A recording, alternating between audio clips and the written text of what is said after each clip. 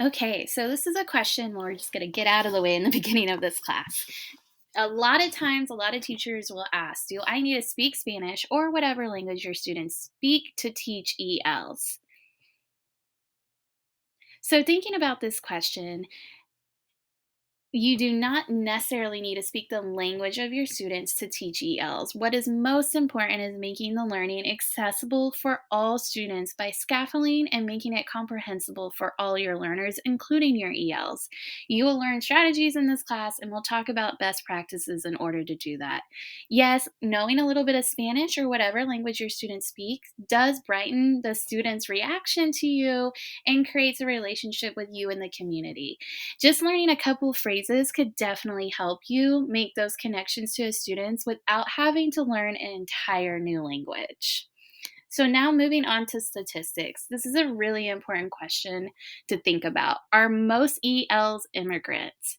And so, when this question comes up, there's some data. It is from 2013, and this may have decreased due to our new arrivals that we're getting every year.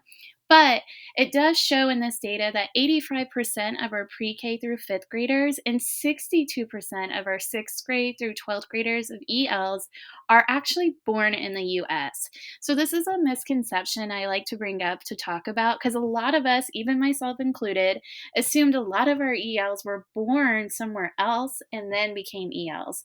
And what we're discovering in the United States is a lot of our ELs are actually born here but still qualify because the language spoken in their home is not English. And we'll talk a little bit more about qualifications later.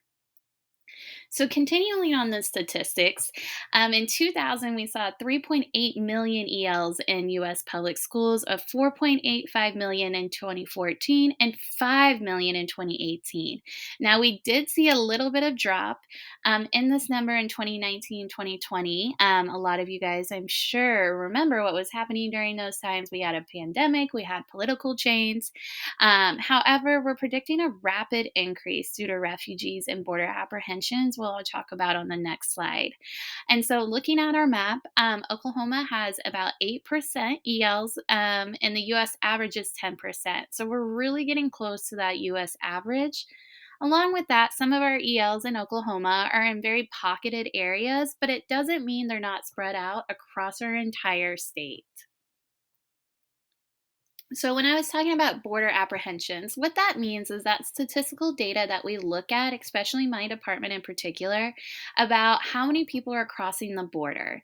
And so, the numbers we really focus in on, and this data reflects, is the family unit apprehensions. That means the families that are traveling across the border, and then also unaccompanied minors and single minors. Those are ones under 18. This blue line that you see here, this is a line that we typically don't see this sort of high range of apprehensions in June and July, especially in the summer months, since this is in the Southwest location. And so, thinking about this and this huge increase, these are all newcomers. These are all recently arrived students that need to learn English. So, even though this isn't particular to Oklahoma, we do know a lot of our students come through our Southwest land border and do arrive in Oklahoma City or in the Oklahoma area. And so, thinking about that, all of this is affecting public school teachers across the state, and it's things you guys might be seeing in your own classrooms, an increase of these recently arrived ELs. And so this is just some additional information. These are most commonly spoken languages. As you can see in Oklahoma, Spanish is one of our top, but Vietnamese is a close second. And so just additional data for you.